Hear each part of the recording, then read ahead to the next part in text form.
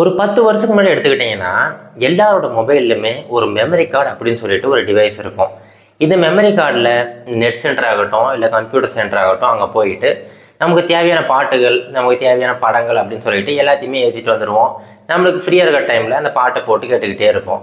ஆனால் இப்போது எத்தனை பேர் உங்கள் மொபைலில் மெமரி கார்டு அப்படிங்கிற டிவைஸை யூஸ் பண்ணிகிட்டு இருக்கீங்க? கண்டிப்பாக நிறைய பேர் இந்த மெமரி கார்டை யூஸ் பண்ணுறது கிடையாது. இப்போ எல்லாருக்கிட்டையுமே இந்த இன்டர்நெட் அப்படிங்கிறது ரொம்ப சுலபமாக கிடச்சிருச்சு. அதனால் எல்லா விஷயத்துக்குமே இந்த சப்ஸ்கிரிப்ஷன் அப்படிங்கிற ஒன்றை வாங்கிக்கிட்டு இருக்கிறோம். இப்போ நல்லா கொஞ்சம் யோசிச்சு பாருங்கள். அந்த காலகட்டத்தில் நியூஸ் பேப்பர், பால், அப்புறம் டிவி இந்த மாதிரி ஒரு சில விஷயத்துக்கு மட்டும்தான் மாதம் மாதம் ஒரு சந்தா கட்டிக்கிட்டு இருந்தோம். ஆனால் இப்போது எல்லா விஷயத்துக்குமே மாதம் மாதம் சந்தா கட்டிக்கிட்டு இருக்கோம். இப்போ கூட நீங்கள் உங்கள் ஃபோனை எடுத்து பாருங்கள், கண்டிப்பாக ஏதாவது ஒரு ஓடிடி பிளாட்ஃபார்மில் நீங்கள் சப்ஸ்கிரிப்ஷன் எடுக்கிறதுக்கு அதிகப்படியான வாய்ப்புகள் இருக்குது. இப்போ இந்த சப்ஸ்கிரிப்ஷன் அப்படிங்கிற விஷயம் இவ்வளோ விஸ்வரூபமாக வளர்கிறதுக்கு என்ன காரணம்? உண்மையிலேயே இது மக்களுக்கு பயனுள்ளதாக இருக்கா, இல்லை இதை வச்சு பல விதமான மோசடிகள் நடந்துக்கிட்டு இருக்கா அப்படிங்கிற பல டீட்டெயில்டான இன்ஃபர்மேஷன் இந்த வீடியோவில் பார்ப்போம். வெல்கம் டு தமிழ் சாளரம்.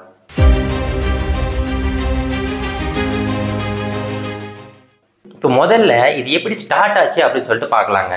இதுக்கு முன்னாடிலாம் பார்த்தீங்கன்னா ஏதாவது ஒரு கம்பெனி சாஃப்ட்வேர் சேல் பண்ணோம் அப்படின்னா அவங்க வந்து ஒரு சாஃப்ட்வேர் ரெடி பண்ணுவாங்க. அது கஸ்டமர்கிட்டயோ இல்லை வேற ஒரு இண்டஸ்ட்ரிக்கிட்டேயோ அந்த சாஃப்ட்வேரை ஒரு பேக்கேஜாக அப்படியே விற்றுருவாங்க. அந்த மனிதராகட்டும் இல்லை அந்த கம்பெனி ஆகட்டும் இந்த சாஃப்ட்வேருக்குன்னு ஒரு காசு கொடுத்துட்டாங்க அப்படின்னா அந்த சாஃப்ட்வேர் முழுவதுமே அந்த பர்சனுக்கு சொந்தமாயிடும். அதுக்கப்புறம் எந்த ஒரு காசுமே தர தேவையில்லை. அந்த சாஃப்ட்வேரை இவங்க வாழ்நாள் ஃபுல்லாக பயன்படுத்திக்கிட்டே இருக்கலாம். ஆனால் ஒரு சில கம்பெனிகள் என்ன பண்ணாங்க அப்படின்னா இந்த மாதிரி பண்ணுறதுனால நமக்கு ஒரு முறை தான் லாபம் வருது. ஆனால் அதுக்கு பதிலாக இந்த சாஃப்ட்வேரை ஒரு சர்வீஸை நம்ம கொடுத்தோம்னா எப்படி இருக்கும் அப்படின்னு சொல்லிட்டு புதுசாக ஒரு பிஸ்னஸ் மாடலை உருவாக்குறாங்க. அதுக்கு பேர் தான் SaaS அப்படிங்கிறது, சாஃப்ட்வேர் ஆஸ் எ சர்வீஸ். இதன்படி என்ன பண்ணுவாங்கன்னா அந்த சாஃப்ட்வேரை உங்கள்கிட்ட கொடுத்துருவாங்க. கொடுக்கறதுக்குமே ஒரு காசு வாங்கிக்குவாங்க. ஆனால் ஒவ்வொரு வருஷமும் அப்படின்னா ஒவ்வொரு மாதமும் நீங்கள் அந்த சாஃப்ட்வேர் பயன்படுத்துறதுக்கு எக்ஸ்ட்ரா ஒரு அமௌண்ட் கொடுக்குற மாதிரி இருக்கும். அதுக்கு பேர் தான் சப்ஸ்கிரிப்ஷன் அப்படின்னு சொல்லிட்டு புதுசாக ஒரு பிஸ்னஸ் மாடலை இந்த கம்பெனிகள்லாம் சேர்ந்து உருவாக்குனாங்க. இப்போ இந்த சப்ஸ்கிரிப்ஷனை உருவாக்கினா மட்டும் போதுமா? இதை வந்து நிறைய பேர்கிட்ட கொண்டு போய் சேர்க்கணும். அதுக்காக அவங்க பல ஸ்ட்ராட்டஜிகளை ஃபாலோ பண்ணிக்கிட்டு இருந்தாங்க. அதில் முதல் விஷயம் அப்படின்னா நீங்கள் ரொம்ப ஸ்பெஷலான பர்சன் அப்படிங்கிறத உங்களுக்கு ஃபீல் பண்ண வைப்பாங்க. அது எப்படின்னா நீங்கள் யூடியூப் ஆகட்டும் இல்லை ஸ்பாட்டிஃபை ஆகட்டும் இந்த மாதிரி ஒரு சில ஆப்லாம் நீங்கள் பயன்படுத்துகிறீங்க அப்படின்னா கொஞ்ச காலத்துக்கு உங்களுக்கு வந்து ஃப்ரீயாக கொடுப்பாங்க. ஒரு 2 மாதம் அப்படின்னா ஒரு 3 மாதத்துக்கு நீங்கள் அந்த ஆப்பை ஃப்ரீயாக பயன்படுத்திக்கலாம். அந்த 3 மாதத்துக்குள்ளே என்ன பண்ணுவாங்கன்னா உங்களுக்குன்னு ஒரு ப்ரீ டிஃபைன்டு ஒரு பாட்டை உருவாக்கி கொடுத்துருவாங்க. காலையில் நேரத்திலலாம் நீங்கள் இந்த பாட்டு தான் கேட்பீங்க, மதிய நேரத்தில் இந்த பாட்டு கேட்பீங்க, சாயங்கால நேரத்தில் இந்த பாட்டு கேட்பீங்க, ஜிம்முக்கு போகும்போது இந்த பாட்டை கேட்பீங்க அப்படின்னு சொல்லிட்டு ஒரு டெய்லர் மேடாக உங்களுக்கான தேவைகள் எல்லாத்தையுமே ஒரு பேக்கேஜ் மாதிரி உருவாக்கிடுவாங்க. இப்போ என்ன ஆகுதுன்னா நாளடைவில் நீங்கள் தினம் அந்த பேக்கேஜை யூஸ் பண்ணி பழகிடுறீங்க. ஒவ்வொரு நாளும் யூஸ் பண்ணுறதுனால என்ன ஆகுதுன்னா இந்த ஆப்புக்குள்ளே போனாவே நமக்கு பிடிச்ச விஷயங்கள்லாம் வருது அப்படின்னு சொல்லிட்டு உங்கள் மனசுக்குள்ளார ஆட்டோமேட்டிக்காக ஒரு எண்ணம் வந்துடும். இப்போ என்ன ஆகும்னா அந்த 3 மாதத்துக்கு அப்புறமா அந்த சப்ஸ்கிரிப்ஷன் கேன்சல் ஆகிடும். இப்போது உங்களை அறியாமலே நீங்கள் கொஞ்சம் காசு தானே அதை கொடுத்து வாங்கினா நமக்கு வந்து நிறைய பெனிஃபிட் இருக்குது அப்படின்னு சொல்லிட்டு நீங்கள் காசு கொடுத்து அந்த சப்ஸ்கிரிப்ஷன் எடுக்க ஆரம்பிச்சிருவீங்க.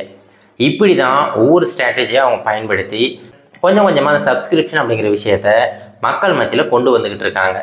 இப்போ இந்த சப்ஸ்கிரிப்ஷன் அப்படிங்கிறது எந்த அளவுக்கு பெருசாக இருக்குன்னு பார்த்தீங்கன்னா ஒரு மாதத்தில் நீங்கள் செலவு பண்ணுற அந்த செலவில் கிட்டத்தட்ட அந்த லேர்னிங் இந்த மாதிரியான விஷயத்துக்கு 709 ரூபா செலவு பண்ணுறீங்க, கேமிங்க்கு கிட்டத்தட்ட 550 ரூபா செலவு பண்ணுறீங்க, மியூசிக்கு 416 ரூபா செலவு பண்ணுறீங்க. இந்த மாதிரி பல விதமான விஷயங்களுக்கு நீங்கள் சப்ஸ்கிரிப்ஷன் எடுத்துக்கிட்டு மாதம் மாதம் அதுக்குன்னு ஒரு அமௌண்ட்டை கொடுத்துக்கிட்டு தான் இருக்கீங்க. இப்போ நீங்கள் கேட்கலாம், சப்ஸ்கிரிப்ஷன் நல்லது தானேப்பா, நமக்கு தேவையான விஷயத்த நம்ம கொஞ்சம் எக்ஸ்ட்ரா காசு கொடுத்து வாங்கிக்கிறோம், இதில் என்ன பிரச்சனை அப்படின்னு சொல்லிட்டு கேட்கலாம். ஆனால் கொஞ்சம் கொஞ்சமாக மக்களை ஒரு பெரிய ட்ராப்புக்குள்ளே கொண்டு வந்துக்கிட்டு இருக்காங்க. அதுக்கு நிறைய உதாரணங்கள் சொல்லலாம். முதல் உதாரணம் என்னென்னு பார்த்தீங்கன்னா நீங்கள் வந்து ஒரு பொருளை வாங்கிட்டீங்க, அந்த பொருளுக்கான எல்லா உபப்பொருட்களையுமே வாங்கிட்டீங்க. ஆனால் நீங்கள் அந்த பொருளை பயன்படுத்த முடியாது. ஏன் அப்படின்னா அவங்க சொல்கிற ஒரு பர்டிகுலர் கம்பெனியோட பொருளை மட்டும்தான் நீங்கள் பயன்படுத்த முடியும். அதை தவிர வேறு எதாவது பயன்படுத்துனீங்கன்னா இந்த மொத்த பொருளுமே வேலை செய்யாமல் போயிடும். இதுக்கு உதாரணம் பார்த்தீங்கன்னா HP பிரிண்டர். சமீபத்தில் இந்த HP பிரிண்டர் வாங்கின வாடிக்கையாளர் என்ன பண்ணியிருக்காருன்னா அந்த இங்கு தீர்ந்து போன உடனே ஹெச்பியோட ஒரிஜினல் கார்ட்ரேஜ் வாங்கினா ரொம்ப காசு அதிகமாக இருக்குது. அதனால லோக்கலில் ஒரு இங்க் கார்ட்ரேஜ் வாங்கி இதில் ரீஃபில் பண்ணியிருக்கிறாரு. இப்போ என்ன ஆகுதுன்னா இவருக்கு ஒரு மெசேஜ் வருது, இந்த மாதிரி ஒரிஜினல் இங்க் கார்ட்ரேஜ் நீங்கள் பயன்படுத்தினா மட்டும்தான் இந்த பிரிண்டரை பயன்படுத்த முடியும், அப்படி இல்லைன்னா இந்த பிரிண்டரை பயன்படுத்த முடியாது அப்படின்னு சொல்லிட்டு அவருக்கு மெசேஜ் வந்திருக்கு. இப்போ யோசிச்சு பாருங்கள், அந்த மொத்த பொருளுக்கான விலையை அவர் கொடுத்துட்டாரு, அந்த இங்க்குமே இவர் சொந்த காசு போட்டு வாங்கியிருக்கிறாரு. ஆனால் அந்த பிரிண்டரை இவரால் பயன்படுத்த முடியாது. அது ஏன் அப்படின்னா அந்த பர்டிகுலர் இங்கை வந்து அதே ஹெச்பி கம்பெனியோட விலை உயர்ந்த அந்த இங்க் கார்ட்ரேஜ் வாங்கி போட்டிங்கன்னா மட்டும்தான் இது வேலை செய்யும். இதில் இன்னொரு ட்ராப் என்னென்னு பார்த்தீங்கன்னா, பொதுவாக பிரிண்ட் எடுக்கிறதுக்கு மட்டும்தான் அந்த இங்க்குங்கிறது ரொம்ப தேவைப்படும். ஆனால் ஸ்கேன் பண்ணுறதுக்காகட்டும் இல்லை ஃபேக்ஸ் அனுப்புறதாகட்டும் இந்த மாதிரி எந்த விஷயத்துக்குமே அந்த இங்க்குங்கிறது தேவைப்படாது.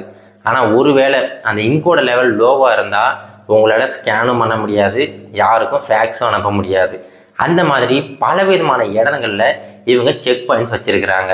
இப்போ நீங்கள் யோசிக்கலாம், இந்த சப்ஸ்கிரிப்ஷனுக்கு தேவையில்லை கேன்சல் பண்ணிடலாம் அப்படின்னு சொல்லிட்டு யோசிக்கலாம். அந்த சப்ஸ்கிரிப்ஷனை கேன்சல் பண்ணிங்கன்னா அந்த மொத்த பிரிண்டருமே வேலை செய்யாமல் போயிடும்.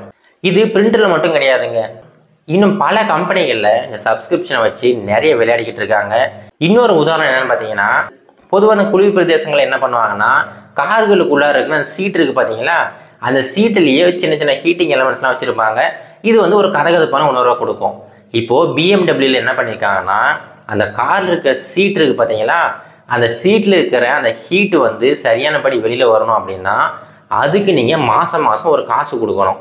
அப்படி கொடுக்கல அப்படின்னா நீங்கள் காரை வாங்கினா கூட அந்த ஹீட்டிங் எலமெண்ட்டை பயன்படுத்த முடியாது. அதுக்கப்புறம் பார்த்தீங்கன்னா இன்னும் சில கம்பெனிகள் காரை வந்து ரிமோட்டை லாக் பண்ணணும் அப்படின்னா அதுக்குமே சப்ஸ்கிரிப்ஷன். கார் வந்து திடீர்னு வேகமாக போகணும், ஒரு ஸ்போர்ட்ஸ் மோடில் பயன்படுத்துகிற கார் மாதிரி சடனாக ஆக்சிலரேட் ஆகணும் அப்படின்னா கூட அதுக்குமே நீங்கள் கொஞ்சம் சப்ஸ்கிரிப்ஷன் கொடுத்தா மட்டும்தான் வேலை செய்யும். இப்போ உங்களுக்கு புரிஞ்சிருக்கும், அந்த பொருளை நீங்கள் வாங்கினா கூட சரி, அந்த பொருளுக்கான மொத்த விலையுமே கொடுத்துட்டாலும் சரி, அந்த பொருளில் ஒரு சில முக்கியமான விஷயங்கள் எல்லாம் பயன்படுத்த முடியாத மாதிரி பண்ணியிருக்காங்க. ஏன்னா இவங்களுக்கு தெரியும், ஒரு முறை அந்த பிஸ்னஸை முடிக்கக்கூடாது, மறுபடியும் கஸ்டமர்கிட்ட இருந்து எப்படியாவது காசு வாங்கிக்கிட்டே இருக்கணும். அப்படிங்கிறதுக்காக இந்த சப்ஸ்கிரிப்ஷன் மாடலை கொஞ்சம் கொஞ்சமாக எல்லா இடத்துலையுமே இம்ப்ளிமெண்ட் பண்ணிக்கிட்டு இருக்காங்க. இதில் இன்னொரு பெரிய சிக்கல் என்னென்னு பார்த்தீங்கன்னா, இந்த 3 மாதம் ஃப்ரீ ட்ரையல் கொடுக்குறாங்க பார்த்தீங்களா, அந்த ஃப்ரீ ட்ரையல் கொடுத்ததுக்கப்புறமா நீங்கள் யோசிக்கலாம், சரி ஃப்ரீ ட்ரையல் முடிஞ்சிருச்சு நம்ம கேன்சல் பண்ணிடலாம் அப்படின்னு சொல்லிட்டு. ஆனால் இங்கே தான் ரொம்ப பெரிய பிரச்சனை இருக்குது. நீங்கள் அந்த சப்ஸ்கிரிப்ஷன் ஃப்ரீ ட்ரையல் எடுக்கும்போது என்ன பண்ணுவாங்கன்னா, உங்களுடைய கிரெடிட் கார்டு நம்பரை வாங்கி வச்சுக்குவாங்க. இது என்னென்னா ஆட்டோ ரெனியூவில் போட்டுருவாங்க. இந்த 3 மாதம் அப்படிங்கிறது நீங்கள் டெய்லி பயன்படுத்திக்கிட்டே இருப்பீங்க. இருக்கிற வேலை பிஸியில் எக்ஸாக்டாக அந்த டேட் எப்போ முடியுது அப்படிங்கிறத நீங்கள் கவனிக்காமல் விட்டுருவீங்க. இப்போ என்ன ஆகுன்னா 3 மாதம் முடிஞ்ச அடுத்த செகண்டே உங்கள் கிரெடிட் கார்டிலேருந்து ஒரு குறிப்பிட்ட அமௌண்ட்டை அவங்க ஆட்டோ ரெனியூவில் போட்டு எடுத்துக்குவாங்க. இந்த மாதிரி நீங்கள் நிறைய ஆப்புகள்லேயே ஆகட்டும், நிறைய வெப்சைட்லேயே ஆகட்டும், நீங்கள் இந்த மாதிரி ஃப்ரீ சப்ஸ்கிரிப்ஷன் எனேபிள் பண்ணி வச்சுருந்தீங்கன்னா உங்களுக்கு தெரியாமலே ஒரு சில மாதங்கள் கழித்து நிறைய அமௌண்ட் உங்ககிட்ட இருந்து பறிக்கப்பட்டுக்கிட்டே இருக்கும். இதையும் மீறி நீங்கள் வந்து எப்படியாவது கேன்சல் பண்ணணும் அப்படின்னு சொல்லிட்டு முயற்சி பண்ணிங்கன்னா அங்கே தான் இன்னொரு பெரிய ட்விஸ்ட் ஒன்று காத்துக்கிட்டு இருக்கு. அது என்ன அப்படின்னா டார்க் பேட்டர்ன்ஸ் அப்படிங்கிறது.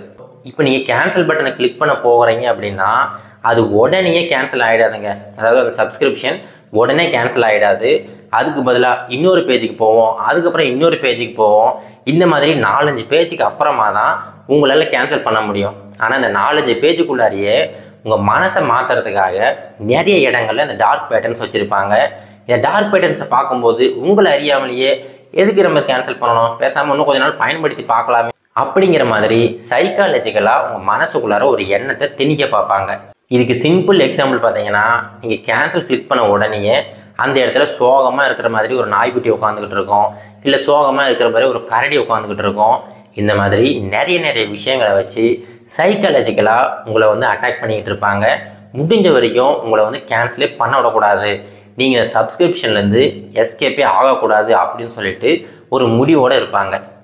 இந்த ப்ராசஸுக்கு பேர் தான் இலியாட் ஃப்ளோ அப்படிங்கிறது.